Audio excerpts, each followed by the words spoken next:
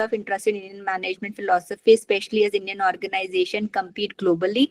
Spirituality in workplace is emphasized with organizations promoting concepts like work-life balance and mindfulness practices.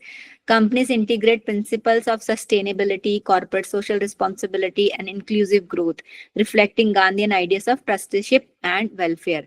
Modern Indian management emphasizes collective leadership, ethics, and social responsibility, blending traditional Indian philosophies with Western business strategies. So, we have examples also. The Indian and Western management philosophies differ in their origin, focus, approach to leadership, employees, relation, and organization success.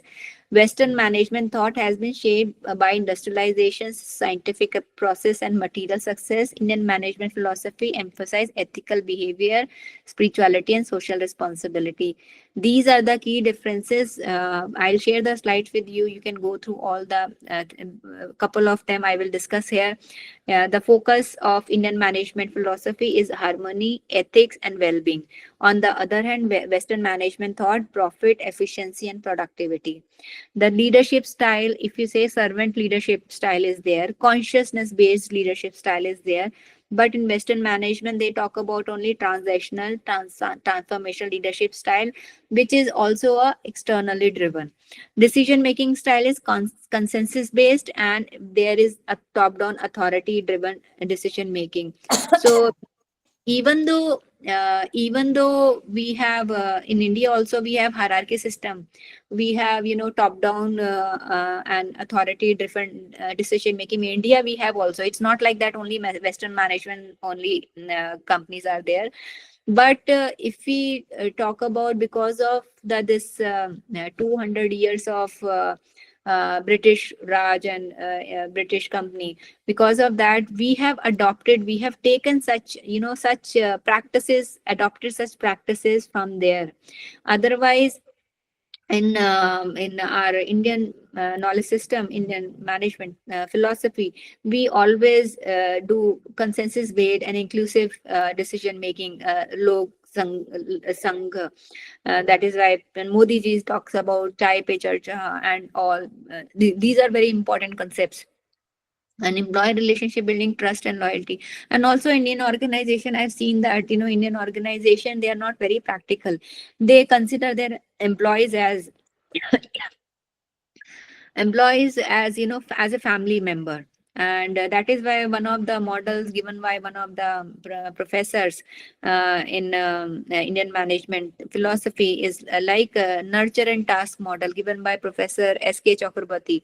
Nurture and task model talk about that head of the company, who's the CEO of the company, he behaves like a father only. The way we have behave in our family, our father or the head of the family, he will nurture our skills. At the time of, he will use stick also. If we are not correct for disciplinary action, he will use stick also. Same way in organization, if one time your boss is angry with you, Indian from Indian perspective, then the next other time he will nurture your skills, he will give you that facility. But this type of culture is not there in Western management philosophy. Western management philosophy based on individualistic culture, and Indian management philosophy based on collectivistic culture, which I talk about in my cross cultural management course, which I teach at Indian Institute of Management, Nagpur. And I am Nagpur, where I teach this course, cross cultural management.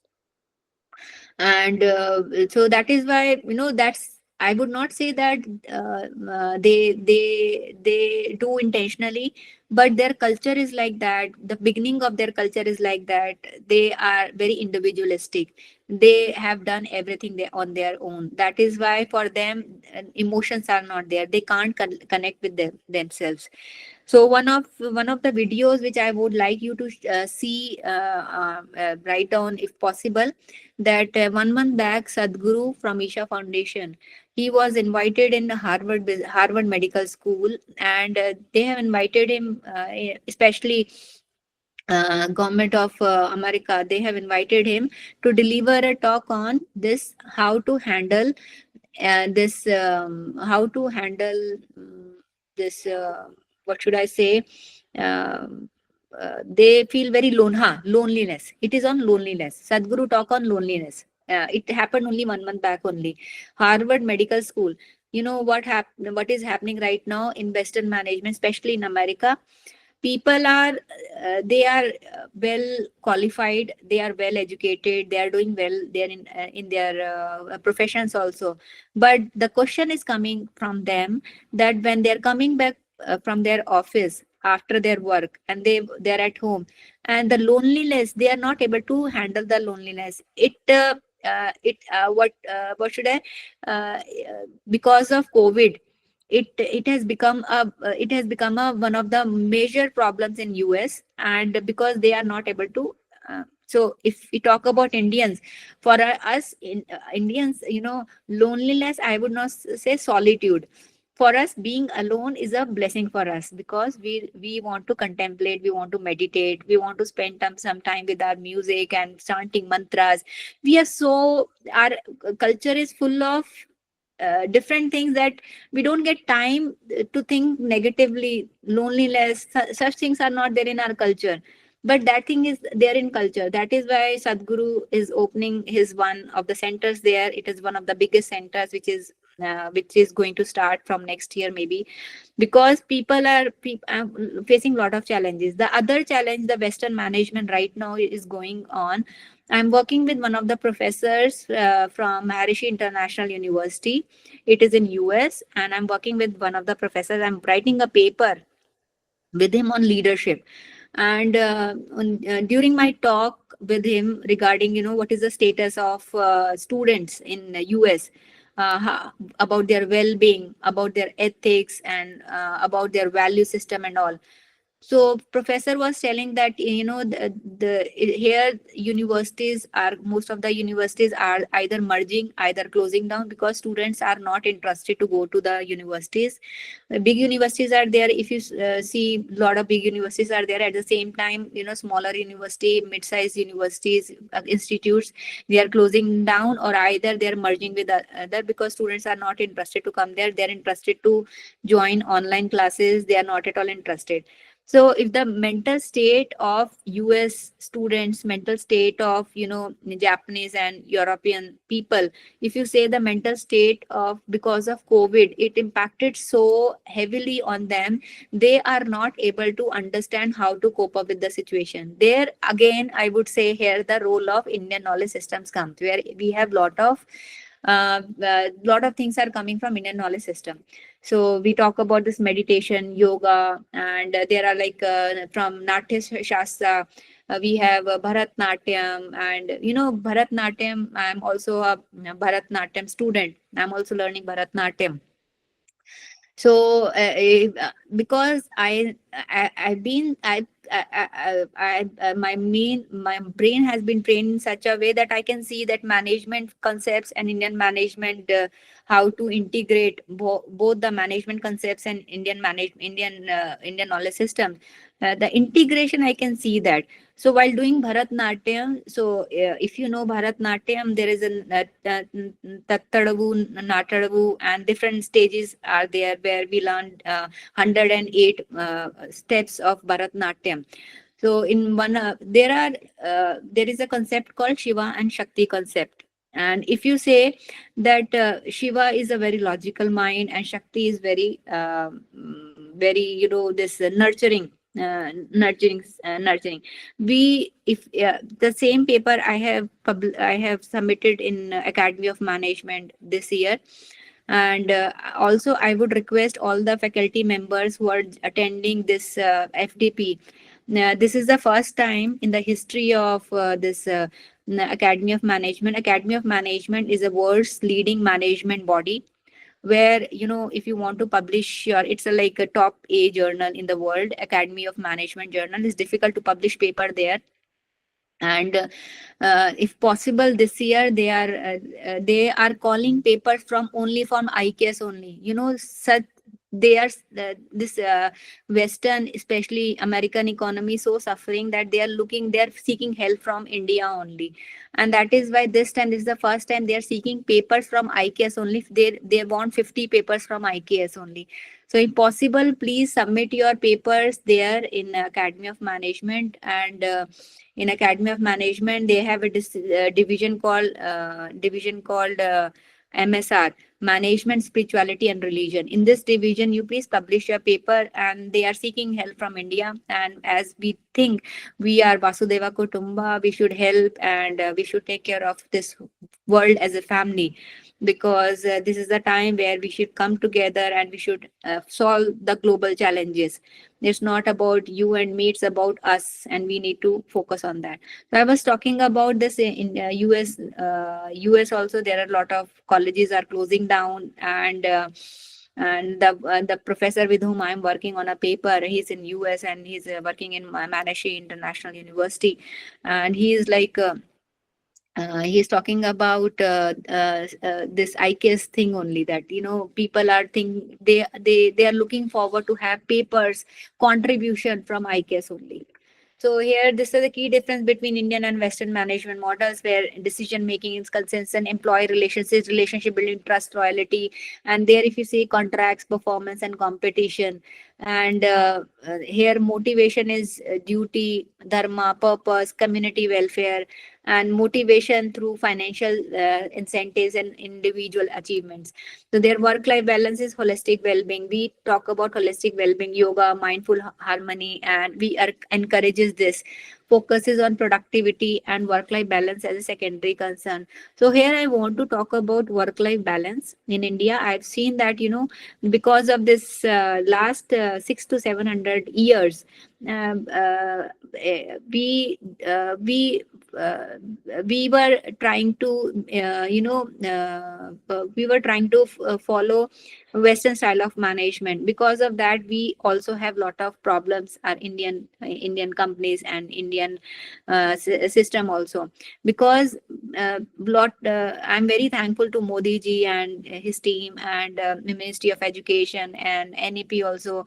They are like spreading the importance of IKS. So earlier, if you go back to 20 years, also 20 years back also, people were not talking about yoga, meditation, and this harmony. If we used to talk about yoga, meditation, people used to say, you want to be a sadhu, go to Himalayas and go there. So in well educated people used to talk like that only. If you are doing any this chanting mantra, and they will say, they are, oh my, that person is wasting his time. Instead of wasting chanting mantra, better to go and read some book and go do something. Still, I have seen this culture is there around me, where people are talking about they don't believe in chanting mantras, they don't believe in yoga and meditation. But I'm telling you, this if you want to have holistic well-being, every individual on this planet earth, they have to follow this four parts of yoga. Either everything we have to do, this karma yoga, bhakti yoga, and your Raj Yoga, Gyan Yoga, we have to follow only. Then only we will have this well-being in our society. Otherwise, we will have lot of challenges with respect to our, physiological, mental health and all. So this, like for work-life balance, for holistic well-being, we need to follow this four parts of yoga. And among these four parts of yoga, right now with the current type of environment we are living in, because of the climate change, because of this pollution, now yoga is must, and this Raj Yoga is must, because it will help us in our detoxifying our body, also how to balance our life. And with AI technology, if I see, I'm sure all the faculty members, and I'm sure our kids and people, if you see around us, because of this AI technology, phone is there in our hand all the time, and we are watching your reels, and we are talking about this only this online platform is good, and it's good if you are exchanging the knowledge, if you are listening the music, and we are learning yoga. That way it's good. But if you see that people, they and also they don't know how to use the technology. They everything, everything. That is why Krishna says Chit Pragnya. We should always have balance in everything. It should not be very extremely also. So this is like one of the challenges which is there in India also, which is there in US also. But India, we are still safe, and because of IKS only, and IKS is helping us. Each and every house in India, they have IKS in one or the some other form. Okay, but this is like the today we are conducting this FDP program, and so I want that, that I would like, I would request everybody that we should have, such practices which will help people around you. Suppose like I can give you my example where I'm contributing in people's life. I have learned this yoga course, and the way you want to help, that's okay. But we should help people, and we should contribute in people's life. The relevance of Indian and managing global context, ethics and CSR well-being. So now if you talk about global companies like Google, and different companies are there, they are talking about mindfulness. They are talking in, if you go in US office, and US office, Google, Microsoft, software, Salesforce, they are talking about wellness programs. They are talking about mindfulness, because they say that, because of AI and because of environmental changes, climate changes, they cannot handle such challenges. So they need help from IKS only. Indian origin CEOs like Sundar Pichai and Satya Nadella emphasize empathetic leadership, which blends Indian philosophy with Western management models. So Western, no doubt, Western management models are important, but Western models are incomplete if there is no Indian IKS in that. Indian companies adopting Western practices, companies like Tata Group and Infosys balance their ethical heritage with Western business practices to compete effectiveness.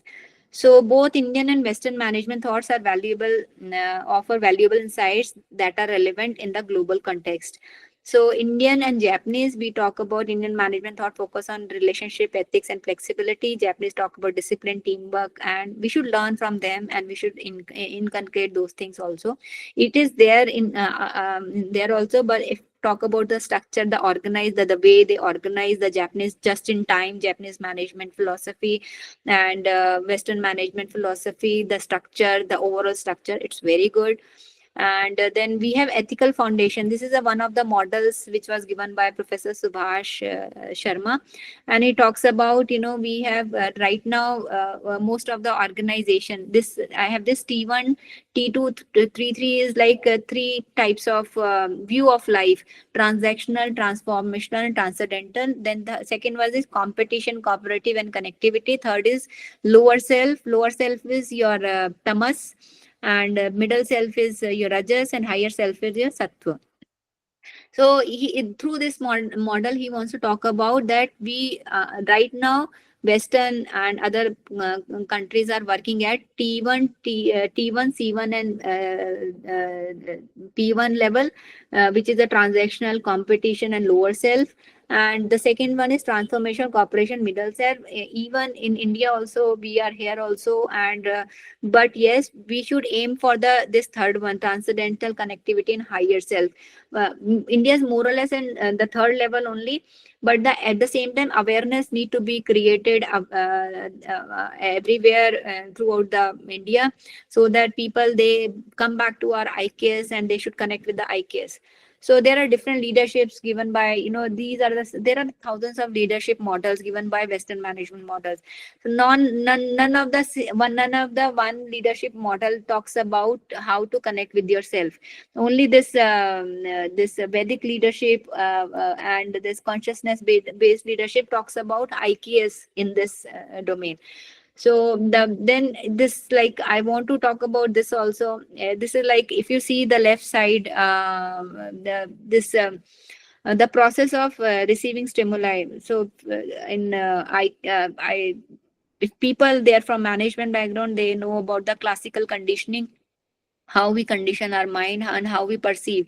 So we have panch gyanendriya, and from management perspective, I want to relate it with from management perspective, because we are talking about Indian management philosophy, and I'm relating those panch gyanendriya with a management perspective, how this is relevant in management world also, and how do we teach such subjects in management point of view.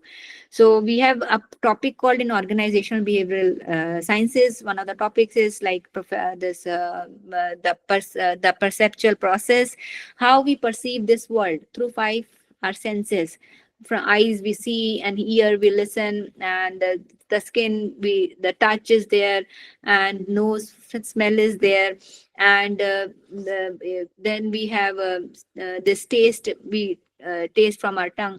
So these are the five. A supervisor at the shop floor smelling something strange. I have given this example. So if you talk about, this is a like our cell. If you see, action potential arrives. This is the chemistry composition of our body. I have done this Ayurveda course. This is a part of Ayurveda. Also, anatomy of our body. This is a cell, how we perceive this world. Suppose if somebody will tap us, then we will uh, say okay, but some will hit us hardly. Then our mind will perceive through our this touch sense, and then we will understand somebody is hurting us. Okay, so then another thing I want to give you, that God has given us this five Gyanendriya to everybody, to all these creatures. If you see the way I see this world, do you think the same way the this normal fly can see the world? No, the fly can see the world differently. It has multiple eyes and it sees the differently, and we also see the differently. So that is why from Panch, even this Panch Gyanendriya is there in Western people also. The way they see the world is different altogether from the people from India see the different, because our upbringing, culture, values are different. So here, this process of stimuli, I want to make you understand with the help of Bhagavad Gita. Here, why I want to give you example, this was the classical conditioning model was given by in Western management in 1900, and it was given by, they want to understand, how learning happens in an individual. And they used to see, I have given this picture of a dog also. They used to ring a bell and they used to give food to the dog, and they did it for 1 month, 2 months, and 3 months. And after 3 months, they wanted to check whether that conditioning, that learning is happen in cognitively in the mind of the dog or not. They again rang the bell, but they didn't give the food to the dog. What happened? Can you see the last fourth picture? The dog is salivating. Dog is saying, he can't say anything, but he's salivating.